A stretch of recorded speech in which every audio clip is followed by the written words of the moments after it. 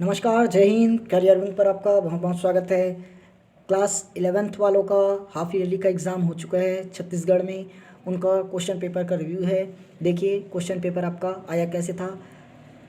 इस वीडियो में हम लोग क्या क्या बताने वाले हैं उसको पहले जान लेते हैं। देखिए यहाँ पर मैं आप लोगों को एकदम वेरी शॉर्ट टाइप क्वेश्चन का आंसर पूरी तरह से करवा दूंगा। वन लाइनर वाला, एक एक नंबर वाला, इन क्वेश्चंस को मैं पूरी तरह से करवाऊँगा। ठीक, यहाँ पर लॉन्ग फॉर्मेट वाला क्वेश्चन मैं नहीं करूँगा। हाँ, जहाँ पर एमसीक्यूज मिलता है वन लाइनर वाला, चाहे 4 नंबर में आए या 5 नंबर में, उन क्वेश्चंस को मैं करवा दूँगा। लॉन्ग फॉर्मेट वाला क्वेश्चन अगर मैं करवाऊँगा तो बहुत ज़्यादा टाइम चला जाएगा, उतना टाइम अपने पास है नहीं। कल का एग्ज़ाम है तो उसको भी देखना है, इसीलिए मैं सिर्फ वन लाइनर वाला क्वेश्चन ही करवाऊँगा। ओके, चलिए शुरू करें। वीडियो को ज़्यादा देर तक देखने में टाइम वेस्ट मत करना, आंसर खोजने की कोशिश मत करना। आप लोगों को पेपर चेक होगा, उसके बाद सबका आंसर मिल जाता है वैसे भी। फ़िलहाल अभी कल के पेपर की तैयारी करना, सिर्फ एमसीक्यूज आप लोग मिला सकते हैं। ओके, बोर्ड पेपर पर जैसे बोर्ड एग्ज़ाम का पैटर्न है वही पैटर्न पर पेपर इस बार आया है। 70 नंबर का आपका पेपर होना है, 70 नंबर के पेपर आ चुका है। और जैसे बोर्ड एग्ज़ाम में आएगा वैसे ही पूछा है। पेपर पैटर्न इस साल चेंज हुआ है। पहले 1 नंबर का 5 क्वेश्चन आता था, अब इस साल 1 नंबर का 15 क्वेश्चन कर दिया डायरेक्ट, एमसीक्यूज भी जोड़ दिया है। ओके, चलिए लॉन्ग फॉर्मेट का मैं नहीं बता रहा हूँ। हाँ, इसका पूरा का पूरा फ्री पीडीएफ आंसर सहित मैं टेलीग्राम चैनल पर जुड़वा दूंगा, वहाँ पर आप लोग जाकर देख सकते हैं। ठीक, वहाँ अपलोड कर दूंगा शाम तक, आप लोग वहाँ से पूरा का पूरा आंसर भले देख सकते हैं, लेकिन आज मत देखना, पेपर खत्म होने के बाद चेक कर लेना। ओके, चलिए शुरू करते हैं। देखिए आप लोग को पता होगा 1 नंबर का टोटल आपको मिलेगा 15 क्वेश्चन, 2 नंबर का 8 क्वेश्चन, ठीक। उसके बाद 3 नंबर का रहेगा 6 क्वेश्चन, और 4 नंबर का 2 क्वेश्चन, 5 नंबर का 3 क्वेश्चन। ठीक, इस तरह से देखते हैं। फिलहाल चलिए पहला क्वेश्चन आपको बोला है निम्नलिखित अभिक्रियाओं के विषय में कौन सा कथन सही है। 4Fe+3O2 बनाया है 2F2O3, कौन सा कथन सही है ये अपने को बताना है। तो सबसे पहले देखिए इसको बैलेंस करके देखते हैं है कि नहीं। 4 बार Fe है, 2 दूनी 4 बार इधर भी है, 3 दूनी 6 बार इधर है, 3 दूनी 6 बार ऑक्सीजन इधर भी है, मतलब साफ है। फेरस मतलब लोहा, और ये ऑक्सीजन। उत्पाद का जो द्रव्यमान है, सॉरी अभिकारक का जो द्रव्यमान है उत्पाद के द्रव्यमान के बराबर है, मतलब ऊर्जा संरक्षण के नियम का पालन हो रहा है। ठीक, यहाँ पर कथन में पढ़ते हैं कि हमें कथन में क्या क्या बोला है। पहला, अभिकर्मक में लोहा और ऑक्सीजन का कुल द्रव्यमान बराबर उत्पाद में लोहा और ऑक्सीजन का कुल द्रव्यमान, अतः यह द्रव्यमान संरक्षण के नियम का पालन हो रहा है। अब भी बताया था सही है। दूसरा कथन पढ़ के देखते हैं सही है क्या। अभिकर्मकों का कुल द्रव्यमान उत्पादों के कुल द्रव्यमान के बराबर है। हाँ, ये भी तो कथन सही हो सकता है। उसके बाद का देखते हैं। अतः गुणित अनुपात के नियम का पालन कर रहे हैं, गलत बात, यहाँ से कथन गलत हो गया। किसी एक अभिकर्मक लोहे या ऑक्सीजन में लेकर Fe2O3 बढ़ाई जा सकती है, गलत बात। एक को हम परिवर्तन करके दूसरा नहीं कर सकते। ठीक, उसके बाद दूसरा, निम्नलिखित में से कौन सा कथन कैथोड किरणों के लिए सही नहीं है। वे कैथोड से, हाँ ठीक, वे किरण कैथोड से आरंभ होकर एनोड की ओर चलती, ये तो अपन जानते हैं कैथोड से, जो कैथोड किरण है कैथोड से लेकर एनोड की ओर चलती है। ठीक है, सही है, पहला कथन तो सही है, मतलब ये ऑप्शन नहीं है, गलत है। बाह्य विद्युत अथवा चुंबकीय क्षेत्र की अनुपस्थिति में से सीधी रेखा में गमन करती है, ये भी सही है, सीधी रेखा में गमन करती है। कैथोड किरणों के अभिलक्षण कैथोड किरण नलिका के इलेक्ट्रोडों के पदार्थ पर निर्भर नहीं करते, ये भी सही है, निर्भर तो नहीं करते। तो चौथा ऑप्शन 100% होगा, जो गलत है, ये कैथोड किरणों के गुण नहीं है। पढ़ के देख लेते हैं। कैथोड किरणों के अभिलक्षण कैथोड किरण नलिका में उपस्थित गैस की प्रकृति पर निर्भर नहीं करते, सही बात, ये गलत बात। ठीक, ये आपका ऑप्शन गलत है, निर्भर करते हैं, निर्भर नहीं करते हैं। सोडियम, मैग्नीशियम, एल्यूमिनियम तथा सिलिकॉन की प्रथम आयनन एंथैल्पी का मान, मतलब क्रम बताना है। तो इसका आपका सही ऑप्शन हो जाएगा। देखिए ये यहाँ पर तो ढूंढने में बहुत ज़्यादा टाइम लग जाएगा कि कौन सा ऑप्शन है, उससे अच्छा ना मैं सीधा बता देता हूँ क्रम को, आप लोग मिला लेना कौन सा ऑप्शन है। सबसे पहले आपका होगा सोडियम से आयनन एंथैल्पी ज़्यादा होगा मैग्नीशियम के आयनन एंथैल्पी से ज़्यादा होगा एल्यूमिनियम का, मतलब मैग्नीशियम का ज़्यादा होगा एल्यूमिनियम से, और एल्यूमिनियम का कम होगा सिलिकॉन से। ये क्रम आप लोग याद रख लेना और मिला लेना इन चारों ऑप्शन में कौन सा है। ओके, मैं मिलाने में टाइम और कंज्यूम नहीं करूँ। ओके, अमोनिया संश्लेषण की ऊष्माक्षेपी अभिक्रिया में, यह अमोनिया निर्माण की हैबर विधि है, जहां आप लोग साम्यावस्था में पढ़ रखे होंगे। अमोनिया निर्माण, ये ली शातेलिए नियम में आप लोग पढ़े होंगे। अमोनिया निर्माण की दर बढ़ाने के लिए क्या करना होगा, ली शातेलिए में पढ़े होंगे। तो ऑप्शन आप लोग खोजते रहना, मैं बता देता हूँ। देखो, अमोनिया निर्माण की दर के लिए हमें दाब यानी कि प्रेशर को हाई रखना पड़ता है और टेम्परेचर को लो रखना पड़ता है, देख लेना, ठीक। पांचवा, उत्क्रमणीय अभिक्रिया में उत्प्रेरक के प्रभाव से, फिर से ऑप्शन इतना लंबा चौड़ा ऑप्शन दिए हैं। चलो, उत्क्रमणीय अभिक्रिया में उत्प्रेरक के प्रभाव से न तो अग्र या पश्च अभिक्रिया की दर प्रभावित न तो अग्र अभिक्रिया या पश्च अभिक्रिया प्रभावित होगी, ये गलत है।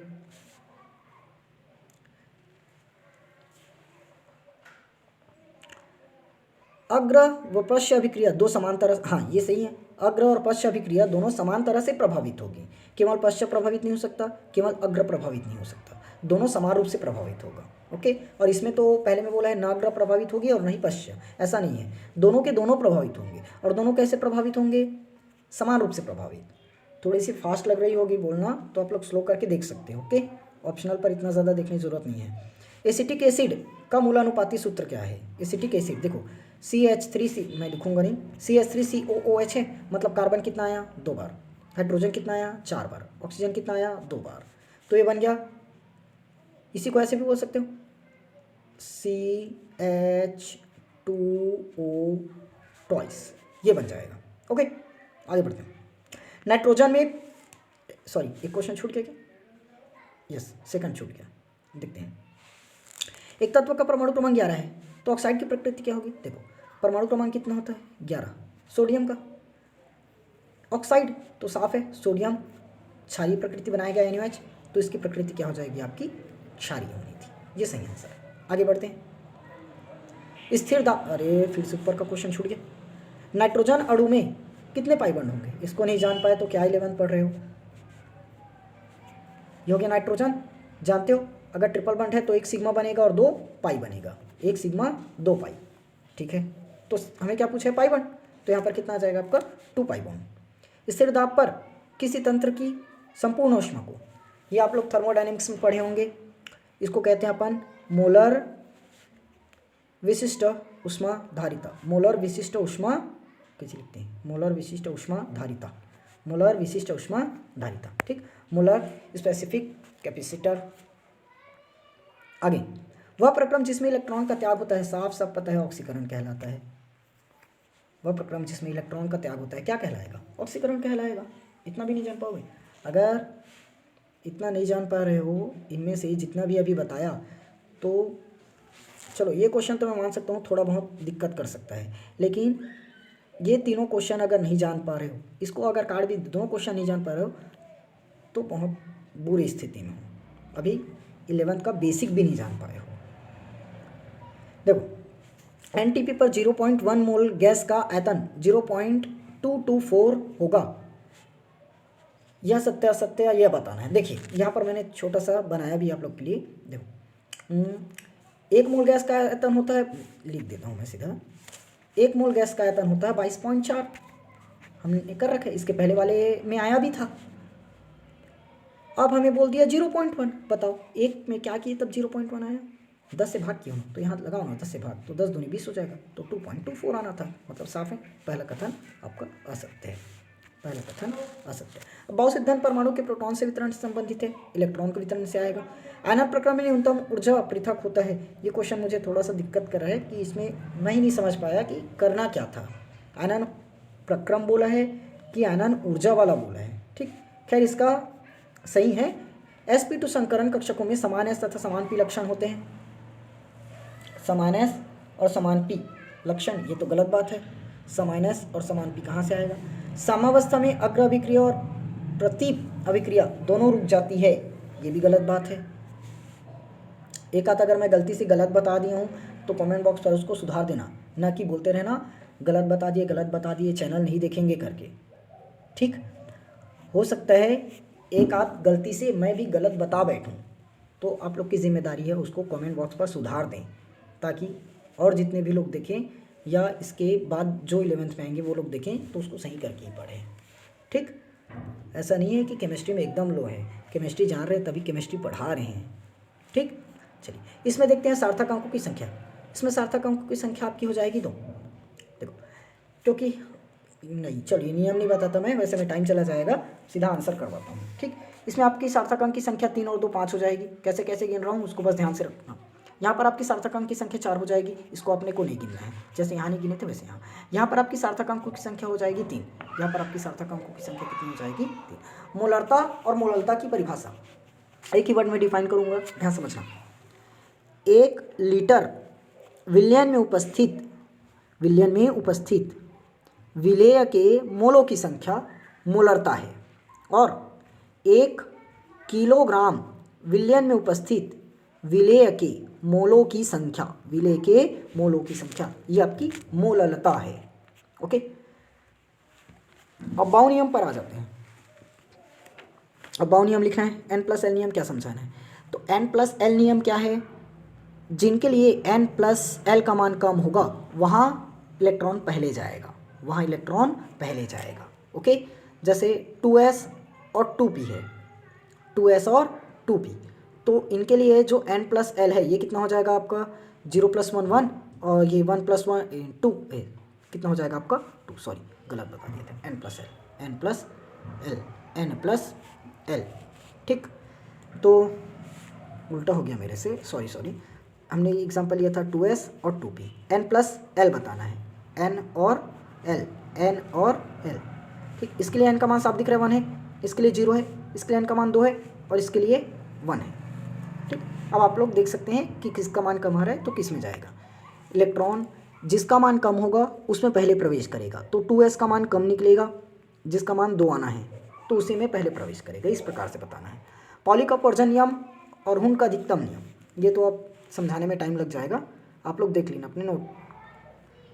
सामान्य ताप पर H2O द्रव है और H2S ठोस, गैस है। क्यों, कारण बताना पड़ेगा।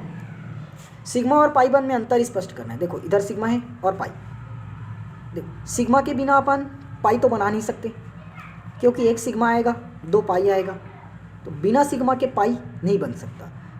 अगर सिंगल बॉन्ड है उसको बोलेंगे सिग्मा, डबल बॉन्ड है तो एक सिग्मा और एक पाई। देखो सिग्मा अकेले तो आ गया लेकिन पाई अकेले नहीं आ पाया, ऐसे और भी अंतर है, इसको कर लेना। ठीक, ये आपका थर्मोडायनेमिक्स का क्वेश्चन है। एक कार्बनिक यौगिक में 61% क्या है, कार्बन है, और हाइड्रोजन आपका 11.88% है। यौगिक का वाष्प घनत्व इतना है, मूलानुपाती सूत्र अणु सूत्र ज्ञात कीजिए। तो यहाँ पर देखिए कार्बन दिया है, क्या हो गया ये, अपने को कार्बन दे रखा है, हाइड्रोजन दे रखा है और ऑक्सीजन चाहिए। कार्बन की परसेंटेज 61%, कार्बन की परसेंटेज 61%। ठीक, और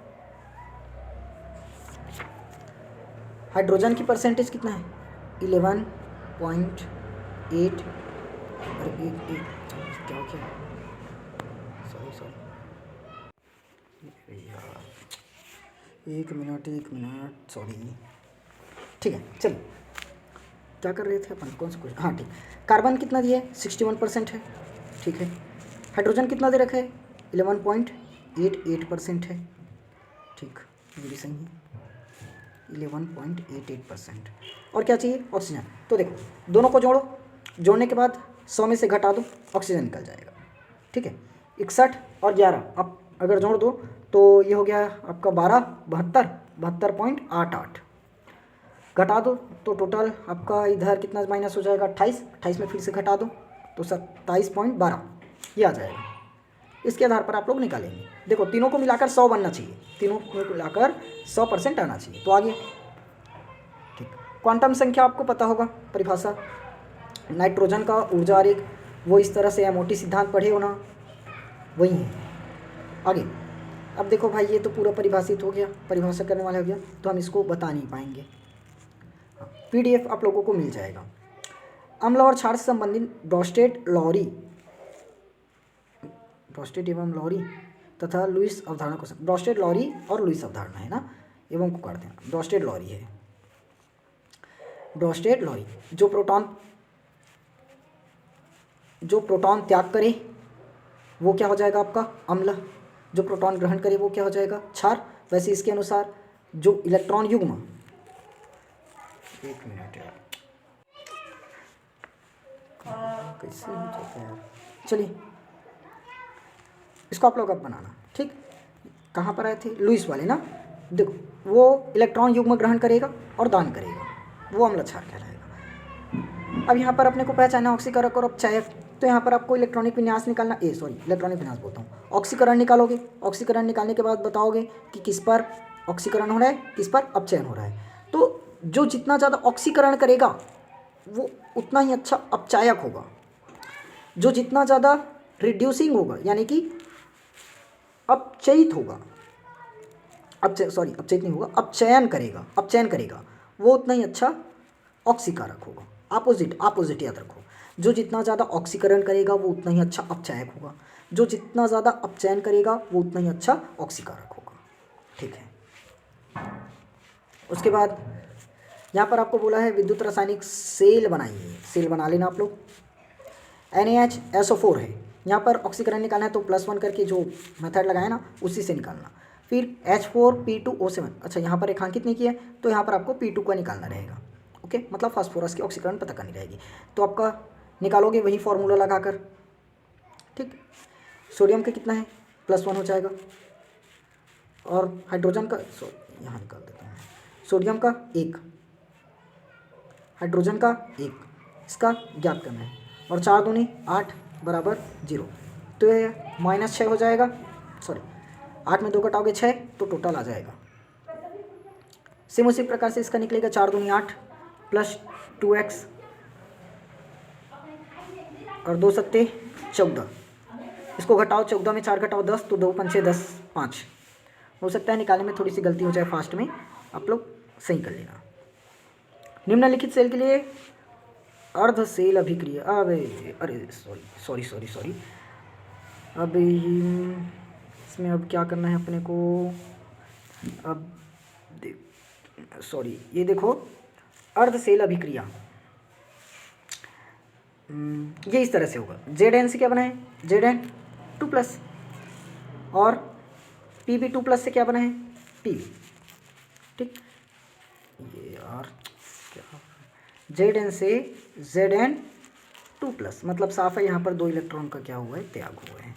उसके बाद Pb2+ से क्या हुआ है, Pb, मतलब यहाँ पर 2 इलेक्ट्रॉन का ग्रहण हुआ है। ठीक, अब देख लेना अपने हिसाब से, निकालना तो पड़ेगा। ई कैथोड माइनस ई एनोड, यहाँ पर ऑक्सीकरण हो रहा है, यहाँ पर अपचयन हो रहा है, तो ये काम करेगा एनोड, ये काम करेगा कैथोड। फॉर्मूला पता है अपने को, ई कैथोड माइनस ई एनोड। कैथोड किस में हुआ, कैथोड किस में हुआ, पीबी वाले में, तो इसमें से आपको घटाना पड़ेगा इसको, फिर निकल जाएगा। ठीक, अब घटाना मेरे ख्याल से जानते हो, बताने की जरूरत नहीं है। आगे VACPR थ्योरी के आधार पर NH3 और H2O की संरचना बनानी। देखो नाइट्रोजन है, 1 2 3 वैलेंसी रखेगा, 1 2 3 वैलेंसी रख लिया, 2 बार बच गया तो 2 लोन पेयर चिपका दो, बन गया। H2 है, H2O, ऑक्सीजन के पास 1 2 रहता है, 1 लगाओ और 2 बच गया, सिंपल लोन पेयर चिपकाओ। हाइड्रोजन बंध परिभाषा है संकरण, sp और sp3d संकरण को समझाना है। ठीक, मेरे ख्याल से शायद ही कोई बच्चा होगा जो 11th में आज के इस पेपर में केमिस्ट्री में 70 में से 50 से नीचे लाएगा, जिस हिसाब से पेपर आया है। ठीक, अब इधर का आप लोग मैं नहीं पढ़ूंगा, बहुत ज़्यादा टाइम हो चुका है। बफर विलयन आप लोग देख लेना। ठीक, बफर विलयन वेरी वेरी इंपॉर्टेंट क्वेश्चन है, इंपॉर्टेंट में डला हुआ भी था। ठीक, तो ये था आपका आज का पेपर। कैसे गया आप लोगों का पेपर, हमें कमेंट बॉक्स पर ज़रूर बताइएगा। नेक्स्ट पेपर आपका जो भी होगा उसका इंपॉर्टेंट क्वेश्चन आप लोग को मिल जाएगा, साथ में कल पेपर होगा तो उसका भी रिव्यू इस चैनल पर देखने को मिल जाएगा। चैनल को सब्सक्राइब ज़रूर करना, वीडियो अच्छी लगी तो वीडियो को लाइक करना, अपने दोस्तों के साथ शेयर ज़रूर करना। ओके, चलो।